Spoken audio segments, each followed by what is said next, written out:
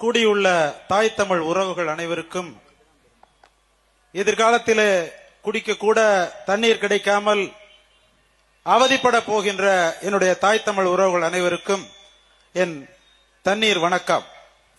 வழக்கமா நம்ம ஒருத்தவங்க வீட்டுக்கு போனோம்னா தாகத்துக்கு தண்ணி குடிங்க அப்படின்னு சொல்றாங்க. இப்ப ஆனா இன்னொரு 10-20 ஆண்டுகளுக்கு பிறகு அது மாதிரி கேட்க மாட்டாங்க.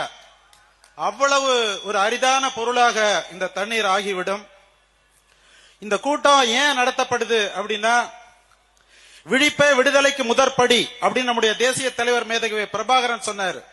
இந்த காவிரி பிரச்சனை வந்தப்ப எல்லாம் விவசாயிகளை போராட்டத்துக்காக போய் கூப்பிடுவோம், வரமாட்டாங்க. அப்ப எனக்கு ரொம்ப வேதனையா இருக்கும். எவ்வளவு முக்கியம், இதுக்கு கூட போராட வரமாட்டேன்றாங்களே அப்படின்னு வேதனையா இருக்கும். ஏன் இதை சொல்ல வரேன்னா, ஒரு உயிர் ஆதாரமான தண்ணீருக்கு கூட போராடாத ஒரு போர்க்குணமற்ற சமூகமாக இந்த தமிழ் சமூகம் மாறிவிட்டது.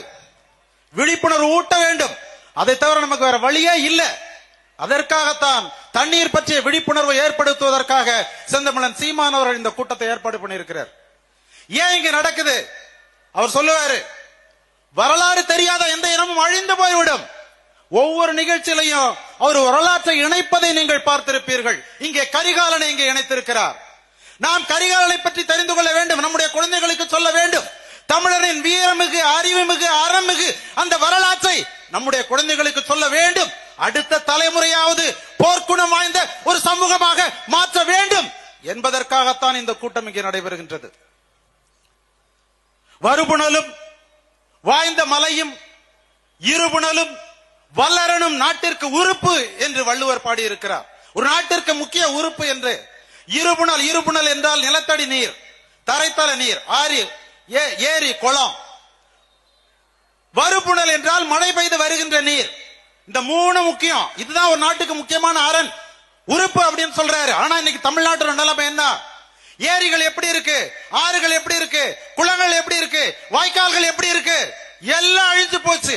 இந்த 60 ஆண்டு திராவிட கட்சிகளின் ஆட்சியில், தமிழர்கள் மீது அக்கறையற்ற இந்த ஆட்சியில் இருபுணலும் போச்சு, வருபுணலும் போச்சு. இதே நிலை நீடித்தால் என்ன ஆகும்? இதை தடுத்து நிறுத்த வேண்டுமானால் ஒரே வழி, நாம் தமிழர் கட்சி ஆட்சியில் அமர வேண்டும்.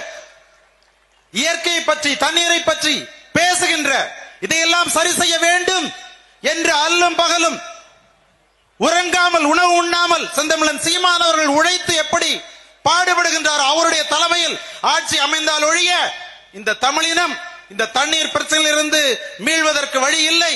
ஆட்சியை கைப்பற்ற வேண்டும். 2026 நாம் ஆட்சியை கைப்பற்ற வேண்டும். ஆட்சியை கைப்பற்றினால் ஒரே ஒரு இதை சொல்றேன், காவிரி பிரச்சனை. இவர்கள் என்ன செய்கிறார்கள்? தீர்மானம் நிறைவேற்றுகிறார்கள், வழக்கு போடுகிறார்கள், நீதிமன்றமே நமக்கு எதிராக நிற்கிறது. 2 நாட்களுக்கு முன் மேகதாட்டு அணை பிரச்சனையில் அவர்கள் விரிவான திட்ட அறிக்கையை தயாரிக்கலாம் என்று உச்சநீதிமன்றம் தீர்ப்பு கொடுத்து விட்டது. மேகதாட்டு அணை கட்டப்பட்டால் ஒரு சொட்டு தண்ணி வராது, ஒரு சொட்டு தண்ணி வராது. மழை அதிகமா பெய்யற நாள்ல கொடுக்கிறோம், அதையும் கொடுக்க மாட்டோம். என்ன செய்ய போறோம்? நாம் என்ன செய்ய போகிறோம்? நாம் ஆட்சியை கைப்பற்றினால் எப்படி நம்ம தேசிய தலைவர் சொன்னார், அடித்தால் திருப்பி அடிப்போம். நீ தண்ணியை வச்சு அடிக்கிறியா, நாங்க மின்சாரம் கொடுக்க மாட்டோம். இங்கே கிடைக்கின்ற எரிவாயு உனக்கு கிடையாது, எல்லையிலே பொருளாதார தடை விதிப்போம். இப்படி நாம் தமிழர் கட்சி அடிக்கு பதிலடி கொடுக்கும். அப்படி செய்தால்தான் மத்திய அரசு பஞ்சாயத்துக்கு வரும். அது இல்லாமல் எந்த தீர்வும் இல்லை. இதற்காக ஆட்சிக்கு வர வேண்டும். ஆட்சிக்கு வருவது மட்டுமல்ல, நாங்கள் இவர்களை போல் தீர்மானம் நிறைவேற்றிக் கொண்டிருக்க மாட்டோம். நாங்கள் மக்களை திரட்டி போராடுவோம். இந்திய எதிர்ப்பு போராட்டம், ஜல்லிக்கட்டு போராட்டம், பஞ்சாப் புலவர்களின் போராட்டத்தை போல லட்சக்கணக்கான மக்களை திரட்டி போராடி ஒன்றிய அரசையும் கர்நாடக அரசையும் பணிய செய்வோம். தமிழ்தாய் வாழ்க, தலைவர் பிரபாகரன் வாழ்க, நாம் தமிழர்.